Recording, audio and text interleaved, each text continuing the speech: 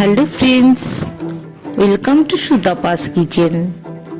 আজকের রেসিপি গরমের অতি প্রয়োজনীয় লাউ এর রেসিপি। রোজ রোজ একই লাউ কিন্তু ভালো লাগে না, আজকে একটু অন্য কায়দায় করছি। দেখো, ছোলার ডালটাকে আমি কিন্তু ঘন্টা দুয়েক ভিজিয়ে রেখেছিলাম। এবার এই যে লাউটা দেখো কিভাবে আমি একটু স্লাইস করে কেটে নিয়েছি, তোমাদের একটু দেখিয়ে দিচ্ছি। আলুটাও কিন্তু ছোট ছোট করে আমি কেটে নিয়েছি। ছোলার ডাল তো আমরা সবাই ভালোবাসি খেতে, এইভাবে একবার করে দেখো, মনে হয় সবার ভালো লাগবে।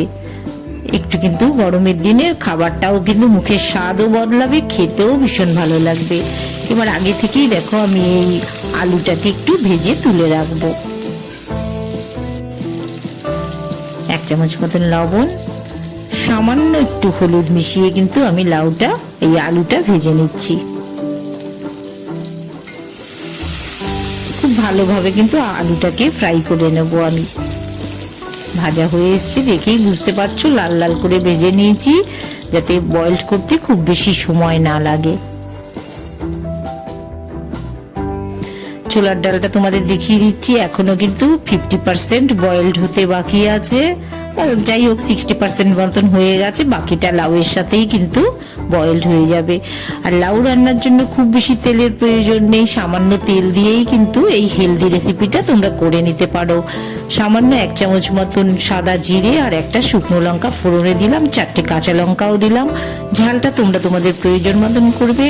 এবার লাউটাও কিন্তু একই সাথে আমি একটু ফ্রাই করে নিচ্ছি।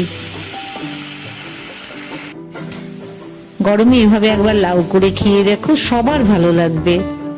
রোজ রোজ একই রকম লাউ ভালো লাগে না, একটু মুখ পরিবর্তন সবারই ভালো লাগে। 1 চামচ মতন লবণ মিশিয়ে দিলাম, সামান্য একটু হলুদও মিশিয়ে দিলাম, একটু নিচে উপর করে নাড়িয়ে নিলাম। আর ঢেকে ঢেকে এভাবে বারবার করব, লাউয়ের জলটাতেই লাউ নরম হয়ে আসবে। ঢেকে রয়েছে, ওদিকে লাউ কিন্তু নরম হচ্ছে। এদিকে অন্যদিকে আমি দেখো কড়াইতে আবারও একটু তেল ঢেলে নিলাম।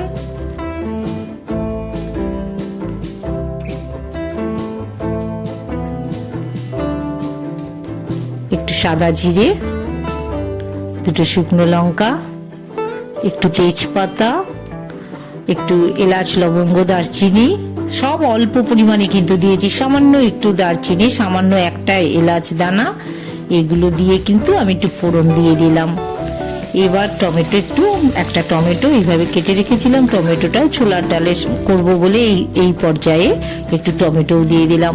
মশলাগুলো দেখো, 1/2 চামচ জিরের গুঁড়ো, 1/2 চামচ ধনের গুঁড়ো,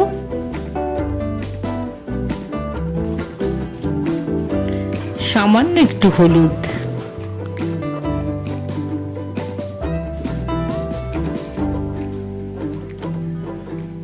সামান্য একটু দারচিনি পাউডার দিলাম।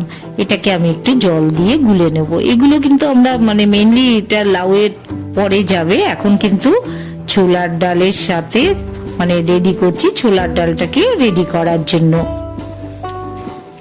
এই যে মশলাটা তৈরি হয়ে এসছে, এবার কিন্তু আমি ছোলার ডালটা মিশিয়ে দিলাম। টমেটোর সাথে এটাকে একটু ফ্রাই করে নিচ্ছি, একটু নরম হয়ে আসবে তখন আমি আলুগুলো মিশিয়ে দিচ্ছি। আলুগুলো খুব ভালো করে ফ্রাই করাই আছে।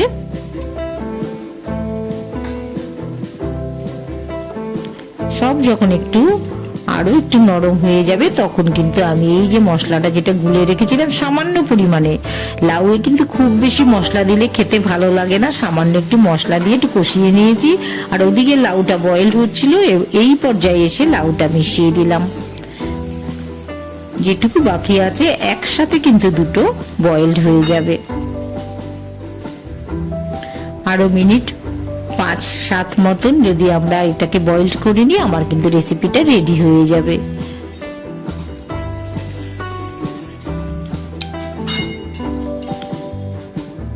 অনেকটাই কিন্তু হয়ে এসছে আমার। আবার একটু জল মিশিয়ে আমি কিন্তু যেটুকু বয়েলড বাকি আছে বয়েলড করে নিচ্ছি। আমি দেখিয়ে দিচ্ছি তোমাদের, দেখো ডালটা কিন্তু বয়েলড হয়ে গেছে একদম। আর একদম যদি ভেঙে যায় তখন কিন্তু খেতে একটু ভালো লাগবে না, ভারী ভারী হয়ে যাবে রেসিপিটা।